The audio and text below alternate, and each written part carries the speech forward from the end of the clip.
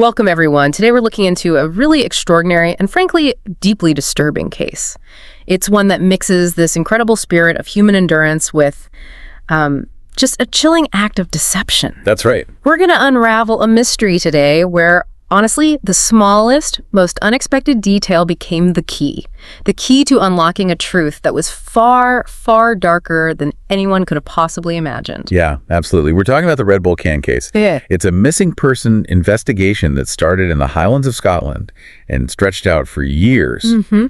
And what really grabs you here isn't just, the crime itself, but how this everyday object, something just discarded, became the absolute linchpin for the entire criminal inquiry. It really highlights the critical role these overlooked details can play, even in the most remote places. So our mission today, for you listening, is to follow the full, gripping, and ultimately tragic story. We'll go from the quiet start of this charitable effort All the way to the horrifying discovery that finally brought some kind of closure.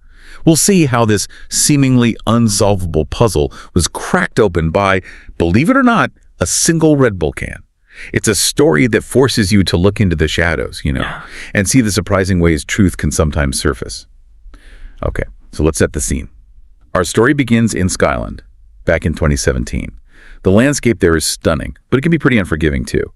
And at the center of this is a man named Tony Parsons. Mm-hmm. He was 63, former Navy man. Retired, yes, but apparently still very active. Loved sports like rugby, golf. And was just deeply loved by his family, especially his wife, Margaret. Mm-hmm. By all accounts, a man really full of life. Yeah, full of vitality. But, life threw him a curveball. In 2010, he got a prostate cancer diagnosis, right, which is, of course, a huge challenge, but he faced it with incredible courage. And thankfully, his treatment was successful. He made a full recovery, which is fantastic. But that experience clearly left a profound mark on him. And that's where his personal journey takes this really selfless turn, isn't it? After he recovered, his doctor suggested cycling, for rehabilitation, to build back strength. Standard advice, yeah. But what started as just therapy, it blossomed into a real passion for him. He loved being out in Scotland's incredible scenery, especially along the A82 route. Mm-hmm. Forests, mountains, waterfalls. It's spectacular. It really is. But Tony didn't just cycle for himself. He decided he wanted to turn this passion into something more. Into a purpose. And that really makes you wonder, doesn't it? What motivates someone to take something so personal, like beating cancer, and turn it into, this act of giving back? Yeah. Tony decided to do a per-mile charity cycle. He wanted to raise money, crucial funds, for cancer research, a cause that obviously resonated deeply with him after his own fight. Makes sense. And this wasn't some big organized event with support crews. No, it was a solo challenge, just him. He planned to cycle a really grueling 80 miles. That's about 130 kilometers. From Fort William right through the Scottish Highlands along the A82, heading back to his hometown, Tindrum. It was a journey designed to push him physically and mentally, all while raising money for the cause that gave him his second chance. So the day he set off was September 29th, 2017. His wife, Margaret, she saw him off that morning, packed his supplies, wished him well. He took a train to get to a starting point in Fort William. Mm-hmm. But for some reason, maybe a delay, maybe something else, he didn't actually start cycling until much later that day, around 5 p.m. in the evening. He did text Margaret, though, just letting her know he was finally underway. And, you have to think about the timing there. Starting an 80-mile cycle that late in the Scottish Highlands in late September, that immediately spells trouble, doesn't it? Yeah. The conditions were getting bad fast, darkness was falling, temperatures were dropping, and there was heavy rain, plus strong winds.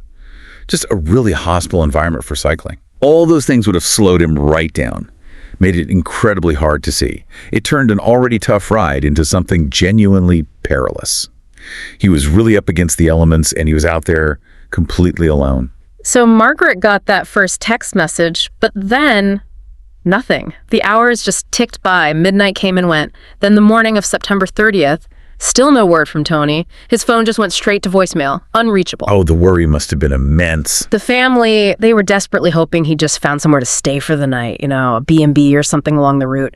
But by October 2nd, that's 3 whole days later, with absolutely zero contact, They knew something was terribly wrong. They reported him missing. And the police, they acted quickly. They have Unfortunately, a lot of experience with missing persons in that part of Scotland. It's rugged terrain. Tourists get lost. Yeah. So they started tracing his last known movements. They found CCTV footage from Bridge of Orchy. It's a small village, popular spot on that route. And it showed Tony cycling through around 6:00 p.m. That's just an hour after he started. So he was making good time initially. Yeah, impressive time, actually. He'd already covered over 50 kilometers, even with the weather starting to turn. It showed his determination, you know. Absolutely. But then the trail goes cold. The last confirmed sighting of Tony was later that same night at the Bridge of Orchy Hotel.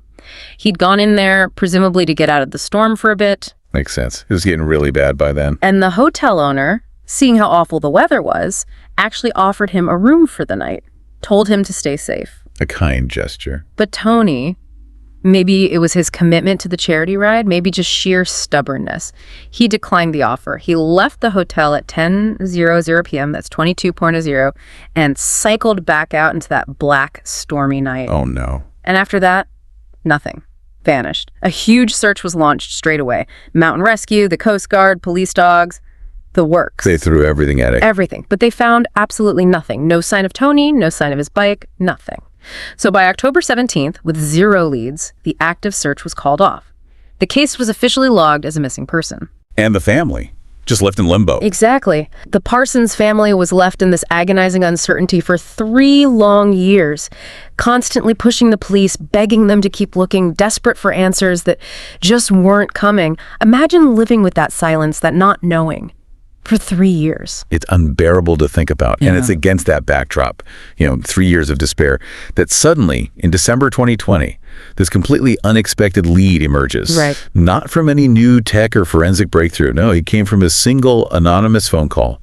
A call to the police from a woman we have to call Ms. A. And her tip, well, it just blew the case wide open, revealed something truly horrific. This is where the story just takes this incredibly chilling turn. It pulls back the curtain on this really dark secret. So Ms. A, she was engaged to a local guy, Alexander McKellar. He worked on a farm, was in his late 20s. And before their wedding, she asked him, are there any deep secrets I should know about? Maybe expecting something about an old girlfriend or, I don't know, something minor. Yeah, normal pre-wedding nerves, maybe. Instead, Alexander confesses something utterly horrifying. He tells her that he and his twin brother, Robert McKellar, had hit someone with their car.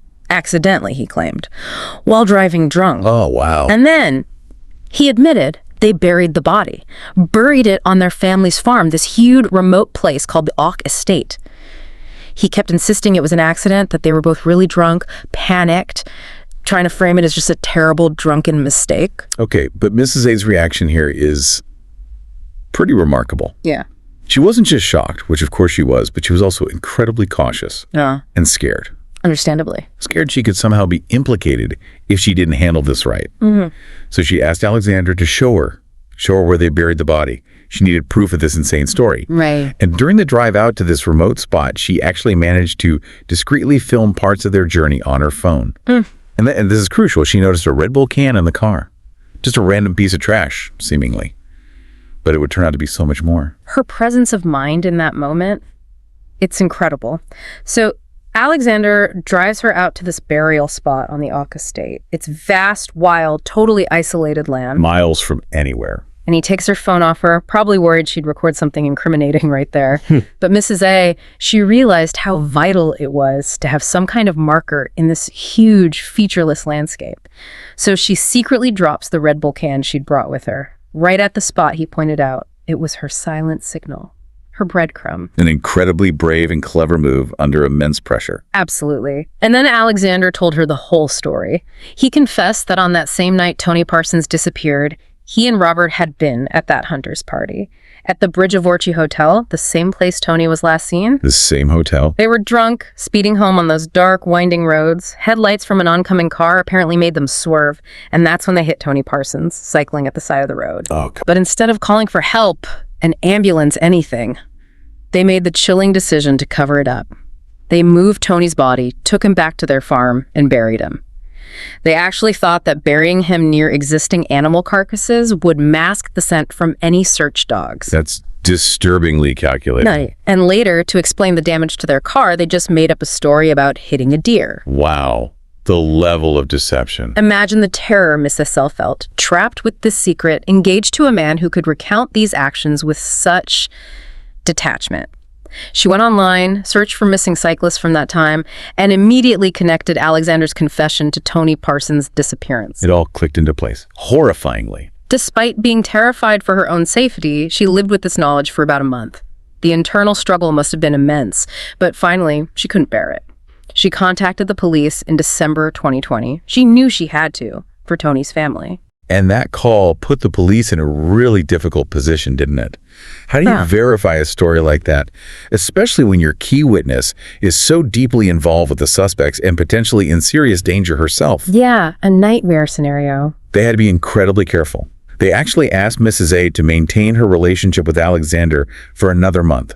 Another month of pretending, living in constant fear, while they tried to get precise coordinates for the burial site and gather more evidence without tipping off the brothers. That's asking so much of someone. It's extraordinary courage. She described later how at one point a bartender just casually offered her a Red Bull and she physically jumped, thinking it was some kind of secret police signal. It shows the immense psychological strain she was under. But her bravery, her quick thinking with that can, it paid off hugely, guided by her information and, crucially, that Red Bull can marker. The marker. The police located the exact burial spot on that vast oak estate. In January 2021, they started excavating, and soon, tragically, they found material matching Tony Parsons' jacket. Then, skeletal remains. Finally, confirmation. But the forensic analysis that followed, it revealed the most heartbreaking, just gut-wrenching detail of the entire case. What was it? Tony Parsons was buried alive. No. God. The autopsy showed he had severe injuries from the impact, broken ribs, fractured pelvis, spinal damage, all consistent with being hit by a vehicle. But, crucially, the evidence indicated he had survived the initial crash. He was alive, likely unconscious, but alive, for potentially up to an hour afterwards. So when they buried him? When the McKellar brothers buried him in that cold ground, instead of calling for help, they condemned him. They buried him alive, and he died slowly beneath the earth. That just changes everything. It's monstrous. The McKellar brothers were arrested immediately. Faced with the evidence, they confessed. But their confession detailed more than just the collision. It revealed this chillingly premeditated cover-up. Like what? They admitted driving home first to leave their mobile phones, trying to create a false alibi about their location.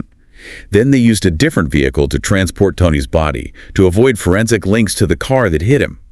They buried him, poured bleach and scattered animal remains over the site to mask the scent and destroy evidence. They even stole 60 pounds from his wallet, destroyed his bag, and disposed of his bicycle miles away in a different location. This wasn't panic. No. The police saw this as far beyond a simple panic response. It showed calculation, a cold-blooded effort to completely erase Tony Parsons and their crime. The trial finally happened in September 2021, nearly 4 years after Tony disappeared. Alexander and Robert McKellar initially pleaded not guilty to murder. Right, they tried to lessen their culpability. Alexander eventually pleaded guilty to culpable homicide, which is like manslaughter in Scottish law, and also to perverting the course of justice for the cover-up. And Robert, the twin, only admitted to perverting the course of justice. They stuck to the story that it was an accident, blaming the alcohol, and expressed remorse.